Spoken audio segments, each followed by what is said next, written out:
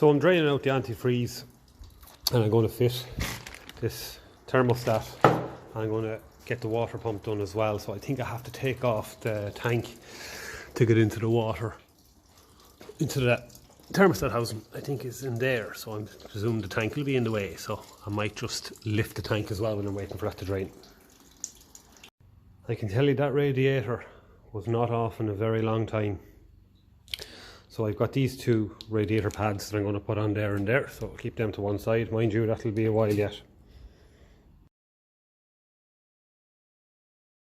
So this water pump looks to be original with the grease nipple, and it's been on a very, very long time, so that all needs a good clean. And it looks like there's a very, very old thermostat in there, the trumpet style or the accordion style, so that'll have to go as well. Now let's take this off live and see what weight's inside. Actually surprisingly good. You could actually rebuild these old water pumps, seals and bearings, and that's what I'm going to do with this. I just need a lathe, so I'll keep that to one side and I'll fit the new one.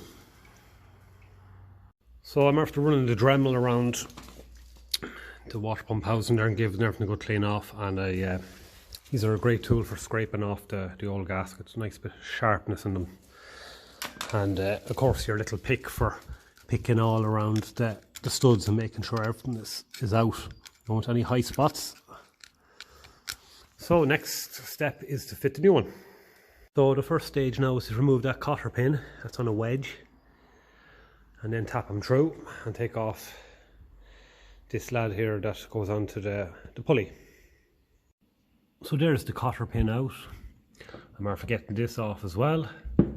I always try to use an aluminium or a brass drift for tapping them out, because if you damage the threads, you're in trouble. And a lot of the time the water pump is supplied just with this, with the shaft, and there's no cotter pin or coupling. So that's that done. So I'm going to try and fit these to the new water pump. So there's the new water pump with the coupling back on it and the old one. So now I can go and try and fit it to the body. There's new gaskets there as well, and I'll use some well seal as well. I don't use silicone. I try not to use it at all. So see how we get on with the next step. So that's the stuff that I use. The older people call it, in the business they call it a Indian head, I think. So that's what it looks like. It stays gloopy and gooey forever. I usually have to make my own gaskets anytime I change these water pumps. But this gasket actually feels fairly thick and good quality. Now, I'll put some of this stuff on the mating surface on the water pump and we'll get it fitted. So that's the coupling back on with the cotter pin in and the lock nut on the end.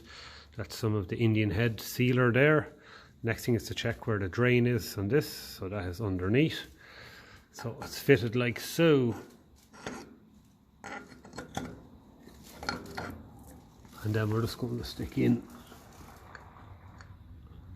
the top stud. So I'm going to drive them all home now, and the next thing tomorrow then is going to be out with this and get a new thermostat into it.